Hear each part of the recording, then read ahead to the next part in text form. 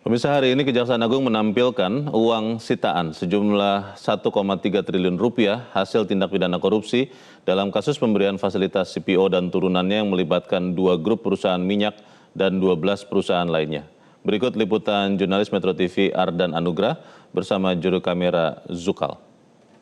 Ya, hari ini Kejaksaan Agung melakukan konferensi pers terkait dengan penyitaan uang hasil tindak pidana korupsi dalam kasus pemberian fasilitas CPO dan juga turunannya, di mana uang-uang yang disita ini ditampilkan secara langsung di Gedung Bundar Jampitsus Jaksa Agung Muda Tindak Pidana Khusus Kejaksaan Agung dengan total uangnya ini ada sebanyak 1.374.892.000.000 dan uang-uang ini yang ditampilkan secara langsung merupakan uang dengan pecahan Rp100.000 dan juga uang pecahan Rp50.000 dan penyitaan dari uang-uang ini merupakan penyitaan dari kasus 2 grup besar yaitu PT Musimas dan juga PT Permata Hijau. Dan untuk mengetahui seperti apa detailnya dari penyitaan uang hasil tindak pidana korupsi yang dilakukan oleh Kejaksaan Agung, kita akan tanyakan langsung kepada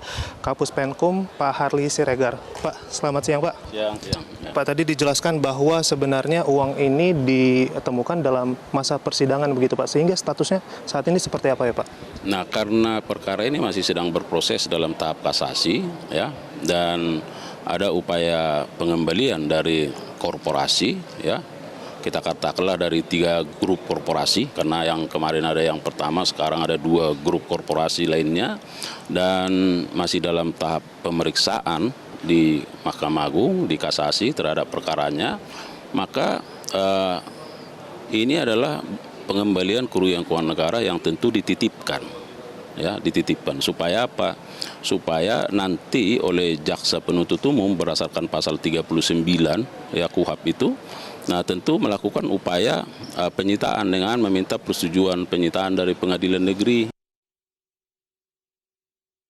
Penitipan belum berkekuatan hukum tetap terhadap putusannya, maka oleh penuntut umum ini akan diajukan di dalam tambahan memori kasasi untuk dipertimbangkan ya, dari majelis kasasi terkait dengan keberadaan uang ini. Nah, tentu kita berharap bahwa penyitaan yang dilakukan terhadap uang-uang yang sudah dikembalikan ini dirampas untuk negara. Nah, ketika ini dirampas untuk negara, maka jaksa selaku eksekutor berdasarkan pasal 270 KUHP itu akan melakukan eksekusi dan menyetorkan ke kas negara.